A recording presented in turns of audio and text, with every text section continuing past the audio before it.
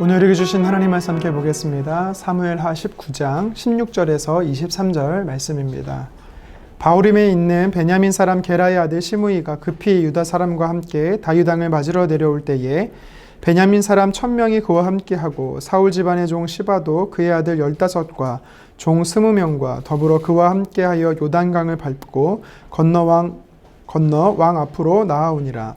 왕의 가족을 건너가게 하며 왕이 좋게 여기는 대로 쓰게 하려 하여 나룻배로 건너가니 왕이 요단을 건너가게 할 때에 게라의 아들 시므이가 왕 앞에 엎드려 왕께 아뢰되 내 주여 원하건대 내게 죄를 돌리지 마옵소서. 내 주 왕께서 예루살렘에서 나오시던 날에 종의 패역한 일을 기억하지 마시오며 왕의 마음에 두지 마옵소서. 왕의 종 내가 범죄한 줄 아옵기에 오늘 요셉의 종 족속 중 내가 먼저 내려와서 내 주 왕을 영접하나이다 하니 수르야의 아들 아비새가 대답하여 이르되 시므이가 여호와의 기름 부으신 자를 저주하였으니 그로 말미암아 죽어야 마땅하지 아니하나이까 하니라. 다윗이 이르되 수르야의 아들들아 내가 너희와 무슨 상관이 있기에 너희가 오늘 나의 원수가 되느냐. 오늘 어찌하여 이스라엘 가운데서 사람이 사람을 죽이겠느냐. 내가 오늘 이스라엘의 왕이 된 것을 내가 알지 못하리요 하고 왕이 시므이에게 이르되 내가 죽지 아니하리라 하고 그에게 맹세하니라. 아멘. 하나님의 뜻 연합, 하나님의 뜻 연합이라는 제목으로 말씀 증거하겠습니다. 배에서 노를 저을 때 만약 서로 다른 방향으로 노를 저은다면 그 배는 어떻게 될까요? 앞으로 나아갈 수 없고 아마 빙빙 돌게 될 것입니다. 합조 공연을 하는데 같은 음을 내지 않고 서로 다른 음을 내면 어떻게 될까요? 하모니가 아닌 불협 화음이 될 것입니다. 하나됨의 중요성에 대해서 이야기하는 것입니다. 운동 경기 안에 단체전도 마찬가지입니다. 한 사람만 잘해서도 안 되지만 한 사람이 틀려도 하나됨이 어려울 때가 있습니다. 모두가 함께 노력하고 연합해야 되는 것이죠. 방금 읽은 본문의 말씀에도 보면 다윗이 공동체의 연합에 대해서 이야기하고 있는 것입니다. 다윗은 이스라엘의 지파의 요청에 따라서 예루살렘 성으로 기환하고 있습니다. 그런데 생각만큼 쉽지가 않습니다. 왜냐하면 다윗이 먼저 풀어야 할 숙제가 있었기 때문이죠. 그 숙제가 무엇이냐면 분열된 여론, 나뉘어졌던 민심을 하나로 합치는 연합이었던 것입니다.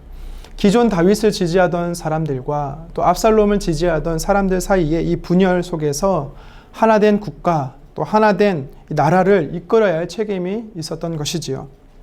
근데 오늘 본문에 등장하는 시므이라는 사람이 있습니다. 이 시므이라는 사람이 어떤 사람입니까? 다윗이 예루살렘 성에서 쫓겨갈 때에 끝까지 따라와 다윗을 모욕적으로 저주했던 사람입니다. 아무리 성품 좋은 성군이라 할지라도 이 시므이가 했던 말을 들었을 때는요, 화가 났던 것이죠.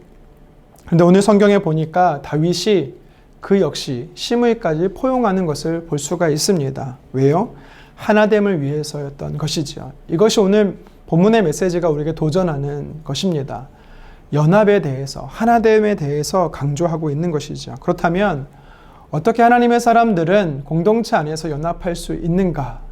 오늘 본문을 통해서 몇 가지 살펴보도록 하겠습니다. 첫 번째는 혈기로 사람을 대하지 않는 것입니다. 혈기로 사람을 대하지 않을 때 우리는요, 공동체 안에서 연합할 수 있다라는 것이지요. 다윗은 이 시므이라는 사람을 통해서 받았던 이 과거의 모욕으로 인하여서 상처가 있었을 것입니다. 다윗뿐만 아니라 오늘 등장하는 이 아비새 역시도요, 아픔과 굴욕적인 사건을 과거의 그런 상처들을 끄집어내어서 뭐라고 이야기하고 있습니까? 저 기회주의자는 죽여야 한다라고 아비새가 이야기하고 있는 것입니다. 격동한 마음, 혈기를 드러냈던 것이지요. 그러자 22절에 다윗이 뭐라고 말합니까? 너와 나는 상관이 없다. 다시 말해 나는 너의 의견과 다르다라는 것입니다. 아비새가 틀렸을까요? 아니요. 그는 솔직한 마음을 드러낸 것입니다. 어쩌면 다윗은 자신의 감정을 숨기고 아비새가 솔직한 감정을 나타낸 것입니다. 하지만 다윗은요, 아비새의 생각과 달랐습니다. 그 이유가 무엇입니까?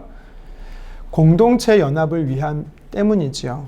22절 하반절에 다윗이 이렇게 고백합니다. 오늘 이스라엘의 왕이 된 것을 내가 알지 못하리요 하고. 아멘. 이 말뜻은 무엇이냐면 이스라엘의 왕이 된 것을 내가 반드시 안다라는 것입니다. 하지만 만약 시므이를 제거하게 되면 이스라엘 왕이 될 수 없다라는 것을 다윗이 또한 표현한 것이지요. 비록 나를 반대하고 내 눈에 가시이기 때문에 제거할 수 있었지만 다윗은요, 도리어 그것이 공동체의 하나됨에 부작용이 되기 때문에 그렇게 하지 않았던 것입니다. 분열을 일으키는 어떠한 행위도 일체 용납하지 않은 다윗의 모습을 볼 수 있는 것입니다. 다윗은요, 시므이의 잘못을 모르는 것이 아닙니다. 명확히 알고 있었습니다. 하지만 공적인 것과 사적인 것을 구분했던 다윗의 모습을 볼 수 있는 것이죠. 여러분, 이 사실이 우리에게 어떻게 적용될 수 있습니까? 우리는 하나님께서 주인된 공동체 안에서 자신의 혈기로 사람들을 대해서는 안 된다라는 것입니다. 물론 내가 갖고 있는 감정이 오를 수 있습니다. 혈기로 하나님의 뜻을 그르칠 수 있다라는 것을 우리는 그런데 잘 알아야 되는 것이지요. 하나님께서는 모세를 향해서요, 하나님의 거룩한 성품을 드러내지 못했다라고 말씀하십니다. 혈기로 드러낸 것에 대해 하나님께서 책망하시는 것이지요. 공동체 안에서 무엇이 먼저입니까? 내 감정이 먼저가 아니라 연합됨과 하나됨이 먼저다라고 성경은 가르치고 있는 것입니다. 내가 오를 수 있습니다. 하지만 내가 옳은 것에 대한 혈기는요, 도리어 공동체를 깰 수 있다는 것을 우리는 명심해야 되는 것이죠. 계속해서 본문의 말씀을 통해서 어떻게 연합할 수 있는가 한번 살펴보겠습니다. 그것은 연약함을 수용하는 것입니다. 공동체 안에서 연약함을 수용할 때 공동체의 연합과 하나됨을 우리는 이룰 수 있는 것이지요. 본문 23절입니다. 왕이 시므이에게 이르되 내가 죽지 아니하리라 하고 그에게 맹세하니라. 아멘. 다윗은요, 자신을 향해서 비난하고 조롱하고 모욕했던 이 시므이란 사람의 연약함을 덮어주는 것입니다. 공동체 안에서 분열을 막고 하나됨을 위해서 다윗은 그랬던 것이지요. 그의 잘못, 과오를 용서해 준 것입니다. 다윗은요, 마땅히 시므이를 죽일 수 있었습니다. 하지만 그는 공동체의 일원이기 때문에 받아주고 수용해 줬던 것입니다. 우리에게 참 어려운 것이 있습니다. 그것이 무엇이냐면 다른 사람, 나와 다른 사람을 수용하는 것이 참 어려운 것이지요. 요새 우리나라에는 이념 논쟁, 다툼이 과열양상을 보이고 있습니다. 한쪽에는 촛불, 한쪽에는 태극기, 같은 하늘 아래 있는 백성임에도 불구하고 같은 국민임에도 불구하고 서로 추구하는 것이 너무나 다릅니다. 한 가정 안에서 부모, 자녀 사이에도 이념이 다른 것을 보게 됩니다. 그런데 중요한 것은요, 둘 다 우리에게는 필요하다라는 것이죠. 오른손이 필요하고 왼손이 필요한 것입니다. 말하는 입술이 필요하고 듣는 귀가 필요하듯이 모두가 조화를 이룬 연합이 우리에게 필요한 것입니다. 오늘 본문 다윗에게서 우리가 배워야 할 것이 무엇입니까? 바로 이 연합인 것이지요. 다윗은 연합 하나됨을 대전제로 한 상태에서 신뢰가 무너져 있던 공동체를 하나 되기로 힘쓰는 일에 그는 앞섰던 것입니다. 만약 다윗 왕이 압살롬을 따르고 자신을 배척했던 이스라엘 백성들에 대해서 문책하고 척결했다라면 어떤 일이 벌어졌을까요? 불보듯 뻔한 것입니다. 이스라엘 지파가, 온 지파가 다윗을 따르지 않았을 것입니다. 사무엘하 20장에 보면 다윗이 이렇게 연합을 힘썼음에도 불구하고 12지파 중에 유다 지파가 드러나는 것을 샘내하는 이 베냐민 지파의 세바는요, 반기를 드는 것을 우리는 또 볼 수가 있는 것이지요. 개인의 감정과 생각도 중요하지만 공동체가 하나 되는 것이 하나님 앞에서 우선순위인 것입니다. 만약 달리기를 하다가 다리가 삐끗해서 넘어졌습니다. 그럼 우리가 어떻게 해야 합니까? 다리를 자르거나 다리를 빼고 달릴 수 있는 것이 아닙니다.